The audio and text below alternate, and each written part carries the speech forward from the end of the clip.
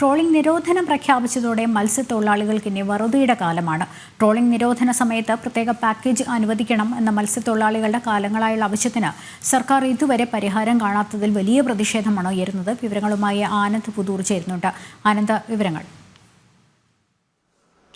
ലക്ഷ്മി, ഈ മാസം ജൂൺ 9 മുതലാണ് ട്രോളിംഗ് നിരോധനം നിലവിൽ വരിക. 52 ദിവസത്തേക്കാണ് ട്രോളിംഗ് നിരോധനം പ്രഖ്യാപിച്ചിരിക്കുന്നത്. ഈ സമയത്ത് ഈ യന്ത്രവൽകൃത ബോട്ടുകളോ അല്ലെങ്കിൽ അത്തരത്തിൽ ഡബിൾ നെറ്റ് ഉപയോഗിച്ച് മത്സ്യബന്ധനം നടത്തുന്ന ബോട്ടുകളൊന്നും ഈ കടലിലേക്ക് പോകാൻ പാടില്ല. ലൈറ്റ് ഉപയോഗിച്ചുള്ള ആഴത്തിലുള്ള മത്സ്യബന്ധനം പാടില്ല എന്നുള്ള കൃത്യമായിട്ടുള്ള കർശനമായിട്ടുള്ള നിലപാടുകൾ തന്നെയാണ് ഇത്തവണത്തെ ട്രോളിംഗ് നിരോധനത്തിൽ പൊതുവെ സർക്കാർ സമീപനം സ്വീകരിച്ചിരിക്കുന്നത്. എന്തായാലും ഈ തീരദേശ മേഖലയെ സംബന്ധിച്ചിടത്തോളം വലിയ ഒരു വറുതി തന്നെയാണ് അവരെ കാത്തിരിക്കുന്നത്. ദാരിദ്ര്യത്തിന്റെയും സാമ്പത്തികമായിട്ടുള്ള പ്രതിസന്ധിയുടെയും ആഴം ഇത്തവണ കൂടാനുള്ള ഒരു സാധ്യതയും മത്സ്യത്തൊഴിലാളികൾ ചൂണ്ടിക്കാണിക്കുന്നുണ്ട്.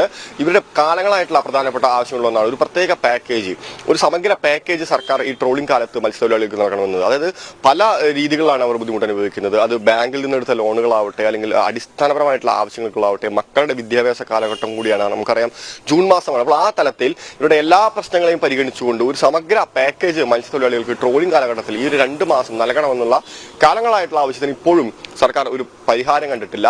പ്രത്യേകിച്ച് ഈ ബാങ്കിൽ നിന്നെടുത്ത ലോണുകൾക്കെല്ലാം ഒരു മൊറട്ടോറിയം പ്രഖ്യാപിക്കണമെന്നുള്ള കാലങ്ങളായിട്ടുള്ള ഒരു ആവശ്യവും അവർ മുന്നോട്ട് വയ്ക്കുന്നുണ്ട്. പക്ഷേ ഇതിനൊന്നും കണ്ടില്ലെന്ന് നടിക്കുന്ന ഒരു തരത്തിലേക്കുള്ള ഒരു സമീപനം തന്നെയാണ് സർക്കാർ സ്വീകരിക്കുന്നത് എന്നാണ് മത്സ്യത്തൊഴിലാളികൾ കഴിഞ്ഞ ദിവസമായി നമ്മൾ സംസാരിച്ചപ്പോൾ അറിയാൻ വേണ്ടി കഴിഞ്ഞത്. മാത്രമല്ല മറ്റ് നിരവധി പദ്ധതികൾ മത്സ്യത്തൊഴിലാളികളുടെ ഇപ്പോൾ നിലച്ചിരിക്കുന്ന ഒരു സാഹചര്യമുണ്ട്. പ്രത്യേകിച്ച് തണൽ പദ്ധതി, അതായത് 1500 രൂപ വീതം സാമ്പത്തിക സഹായം നൽകുന്ന ഒരു പദ്ധതിയാണ് തണൽ പദ്ധതി. ഈ തണൽ പദ്ധതി നിലച്ചിട്ട് വർഷങ്ങളായെന്നാണ് മത്സ്യത്തൊഴിലാളികൾ അറിയിക്കുന്നത്. അതുപോലെ തന്നെ ഈ ട്രോളിംഗ് നിരോധന കാലത്ത് ഈ മത്സ്യത്തൊഴിലാളികൾക്ക് ഒരു ആശ്വാസമാകുന്ന സമ്പാദ് ആശ്വാസ പദ്ധതി, 4500 രൂപയാണ് ഈ സമ്പാദ് ആശ്വാസ പദ്ധതി വഴി മത്സ്യത്തൊഴിലാളികൾക്ക് ഈ സമയത്ത് ലഭിക്കുന്നത്. പക്ഷേ ഇത് കൃത്യമായ സമയത്ത് ലഭിക്കാത്ത മൂലം തന്നെ അവർക്ക് വളരെ വലിയ ഒരു സാമ്പത്തിക പ്രതിസന്ധി തന്നെയാണ് ഉണ്ടാകുന്നത്. കാരണം ഈ ജൂൺ ജൂലൈ മാസത്തിൽ ലഭിക്കേണ്ട ഈ ഒരു പദ്ധതി നവംബർ ഡിസംബർ കാലയളവിലാണ് ഇവർക്ക് ലഭിക്കുന്നത്. നമുക്കറിയാം ഈ കുട്ടികളുടെ വിദ്യാഭ്യാസ കാലഘട്ടം കൂടിയാണ് അവരുടെ എല്ലാം. അപ്പോൾ ആ തലത്തിൽ കൃത്യസമയത്ത് ലഭിക്കാത്ത മൂലം തന്നെ അതുകൊണ്ട് വലിയ പ്രയാസം ഉണ്ടാക്കുന്നതെന്നാണ് മത്സ്യത്തൊഴിലാളികൾ അറിയിക്കുന്നത്. അതുമാത്രമല്ല മറ്റൊരു പ്രധാനപ്പെട്ട പ്രശ്നം മത്സ്യമേഖല അഭിമുഖീകരിക്കുന്നത് ഡീസൽ വിഷയം തന്നെയാണ്. ഡീസൽ സബ്സിഡി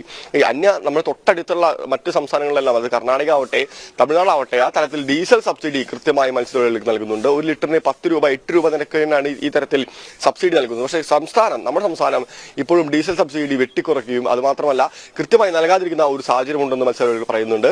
ആ തലത്തിൽ ഒരു ഇടത്തരം ബോട്ടിന് ഒരു ദിവസത്തേക്ക് ഏകദേശം 700 മുതൽ 1000 ലിറ്റർ ഡീസൽ വരെ ഉപയോഗിക്കേണ്ട ഒരു ആവശ്യമുണ്ട്. അപ്പോൾ 8 രൂപ ലഭിച്ചാൽ കൂടി ഒരു 8000 രൂപയോളം മിച്ചം വയ്ക്കാൻ അവർക്ക് സാധിക്കും. അപ്പോൾ ആ ഡീസൽ സബ്സിഡി പുനഃപരിശോധിച്ചുകൊണ്ട് തന്നെ നടപ്പിലാക്കേണ്ട ഒരു രീതിയിലേക്ക് സർക്കാർ മാറണമെന്നുള്ള ഒരു ആവശ്യവും മത്സ്യത്തൊഴിലാളികൾ പങ്കുവെക്കുന്നുണ്ട്. മാത്രമല്ല അവരുടെ നമുക്കറിയാം ഈ തീരദേശ പരിപാലന ഭേദഗതി നിയമമെല്ലാം പാസ്സാക്കുന്നത് മൂലം തന്നെ അവരുടെ വീടുകൾ നിർമ്മിക്കുന്നതിൽ ഒരു ബുദ്ധിമുട്ടുള്ള ഒരു വാർത്ത നമ്മൾ പുറത്തുവിട്ടിരുന്നു. കേന്ദ്രം 2019 ആ നിയമം മാറ്റിയിട്ട് കൂടി ഇവിടെ കേരളത്തിൽ അത് കൃത്യമായി നടപ്പിലാക്കാൻ സംസ്ഥാന സർക്കാരിന് സാധിച്ചിട്ടില്ല എന്നുള്ള വാർത്ത കഴിഞ്ഞ ദിവസം പുറത്തുവിട്ടിരുന്നപ്പോൾ ആ തലത്തിൽ ഈ പ്രളയകാലത്തെല്ലാം കേരളത്തിനെ കൈപിടിച്ചുയർത്തിയ മത്സ്യത്തൊഴിലാളികളുടെ ആവശ്യങ്ങൾ കണ്ടില്ലെന്ന് നടിക്കുന്നതിൽ ശക്തമായ പ്രതിഷേധം തന്നെയാണ് ലക്ഷ്മി ഉയരുന്നത്.